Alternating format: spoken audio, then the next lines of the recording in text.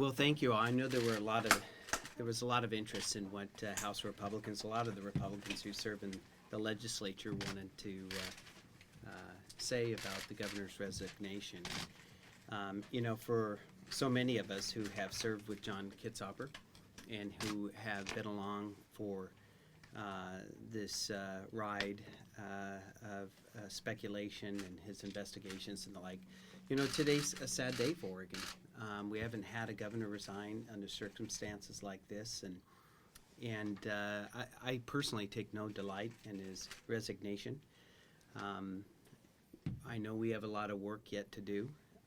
I worked with John Kitzhaber closely over the last couple of years as the Republican leader. We were able to accomplish the special session together with the help of Peter Courtney and Tina Kotek and Ted Ferrioli. So, but I understand the governor's decision.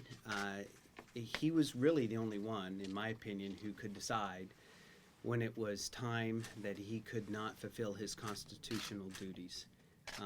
There's a process in Oregon, and even the governor gets that process. So from my standpoint, I had always given him the latitude to choose when it was time to resign, should he make that decision. And he did, and I respect his decision. And I know the process will continue to take place, and we need that investigation completed to make sure all Oregonians know that their government is going to be transparent, that we're going to be working on behalf of their interest, and that all influences in government are brought out into the light, including the Governor Kitzhaber and Sylvia Hayes. So, next Wednesday we'll have a new governor, and I look forward to working with Kate Brown. I have a good relationship with her, and I know there's a lot we can do together. And there's a lot that those of us who live in rural areas and those of us who live in urban areas can agree on. And I hope Kate Brown will guide us to a pragmatic, solution-oriented legislative session. What I see on the table right now puts me in apprehension that we'll be pragmatic. But hopefully she can steer her party from the left back to the middle, and we'll have a productive year for Oregonians. But again, today is a sad day. John Kitzhaber had a distinguished career, and even as a Republican, it's unfortunate to see his career end like this. But certainly, the investigations are going to produce the truth. And Oregonians deserve to know the truth. And in that regard, I look forward to the continued investigations and to the reports that they will produce. I'd be happy to answer any questions before we break. Do you think Oregon's going to be better off now? I mean, going forward, is Oregon going to heal? And what do you see? I do think Oregonians will benefit from some calm in the cloud being removed from the executive branch, but I fear that cloud won't dissipate soon. There are investigations going on into the Clean Fuels program, who influenced it. I do think that legislation needs to be put on hold. There's too many questions. I mean, for goodness sakes, if it led to the resignation of our governor, why are the Democrats moving so quickly to pass it? Let's put it on hold. Let's bring everything to light, and let's make sure we fully understand who influenced the program, who benefited from, or who will benefit from the program.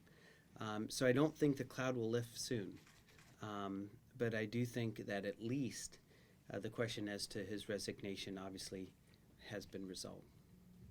Or is there other legislation that you anticipate wanting to put the brakes on?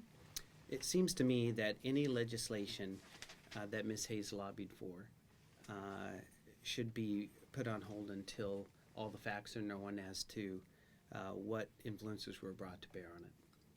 Are there others that are aside from low carbon that she lobbied for? One of the things, of course, we don't know, Taylor, is what she did. And we need to have that come to the light. Again, that's the purpose of an investigation. So I'm not saying that it was illegal. It certainly looked improper, but those things will be answered by the investigations. But clearly, the low carbon fuel standards, this program is going to definitely raise the cost of fuel in Oregon, and not one dime will go to a bridge or to repair a road. I don't have that priority. I think Oregonians want their fuel prices to be dedicated to transportation. And I'm very concerned that if the Democrats don't put this on hold, we're going to have the issue of Ms. Hayes over it, and we're also going to see a transportation package that we desperately need go bye-bye. And I don't want that to happen. So let's hope better heads prevail over there. Is there any left-leaning legislation that you expect to move now with Kate Brown that might not have moved with Kitzhaber? That's a good question, Raul. I don't know. I don't know. We'll have to see what kind of governor Miss Brown wants to be. What about the budget? Does she get to put forth her own budget, do you know, or are we dealing with? That I don't know. I would imagine that she has some priorities that may differ from Governor Kitzhaber. And I know she is going to be welcome, of course, to articulate them. But the legislatively adopted budget is the one that matters the most, of course. And that is undergoing right now, and we're working on that. How long will the honeymoon last with the new governor? Very good question. I hope it lasts for the rest of the session. However, one party runs the state of Oregon. We're going to all have to live with the consequences of what that one party chooses to do and chooses not to do. And if Kate Brown wants to lead that party to the left, then that's something we're not going to participate with. You said that Oregonians deserve to know the truth with the investigations. Is there any concern now that the governor has stepped down or is in the process of stepping down that those investigations would be curtailed? I don't anticipate they will be. I would expect the Attorney General to continue. Those questions need to be answered. For the good, not only of this current situation, but in the future. Oregonians want a transparent government. They want to know who is behind the agenda of green energy and a lot of that. It's been assumed for the longest time it's been by folks that had nothing but the best interests of the environment and Oregonians at heart. But it's clear that there are a lot of financial benefits to these programs, and folks who receive those benefits, like Mr. Steyer and some of those multi-wealthy guys, have been very active in campaigns in the Democratic Party. And so somebody needs to connect those dots. Have you had any communication from Secretary, now going to be Governor Brown? I haven't, no. Do you plan to attend her swearing in? I do. Assuming she invites me. I know there's been some concern from some of your members that you're going from a relatively moderate Democratic governor to, a Portland urban liberal.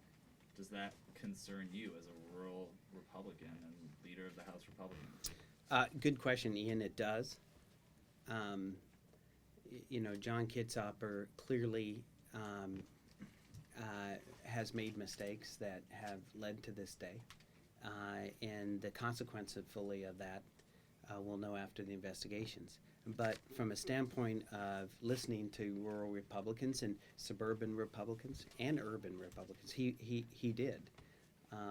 We didn't always agree, but he always listened, and I think, generally had a good working relationship. I know I did, but I think all Republicans did.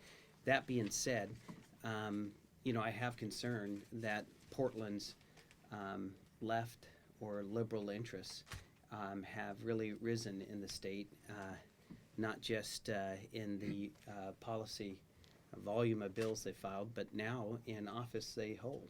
And I think Oregon needs to be served by folks who have all of our interests at heart, not just simply who attends the best restaurants in the Pearl District. The governor's statement today that he issued was very defiant and laid the blame for some of this at the feet of the media. I wonder if you think that he appreciates the severity of what's been revealed today.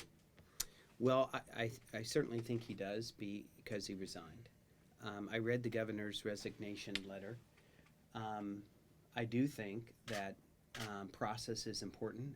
He believes that that he wasn't given consideration from folks that he had served with and was close with.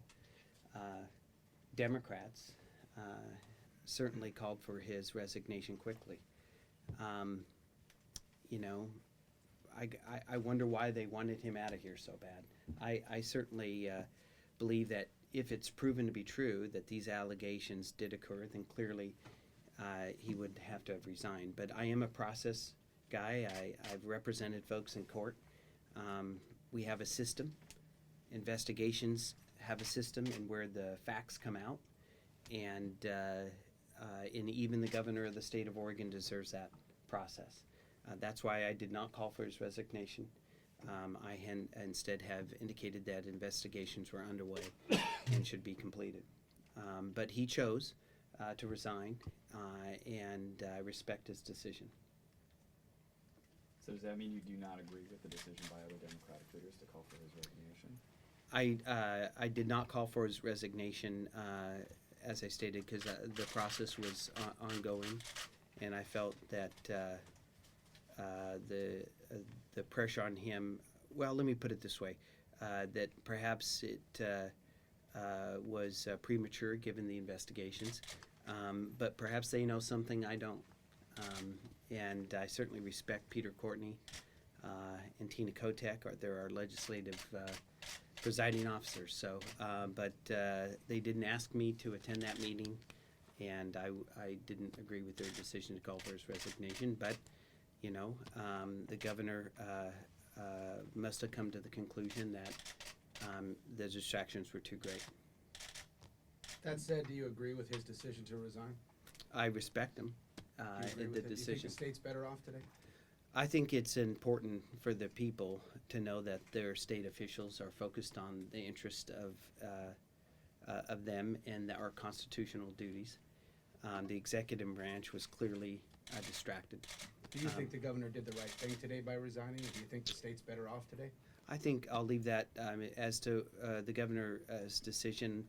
He's made it. I know that we have a new governor on Wednesday, and I look forward to working with her. One more question. How distracting was this news this week? You know, it dominated the week. There were a lot of hearings that were not as productive as what they probably should have been.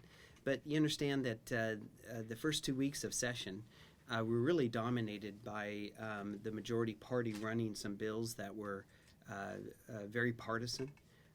So right off the bat, it has been an unusual session.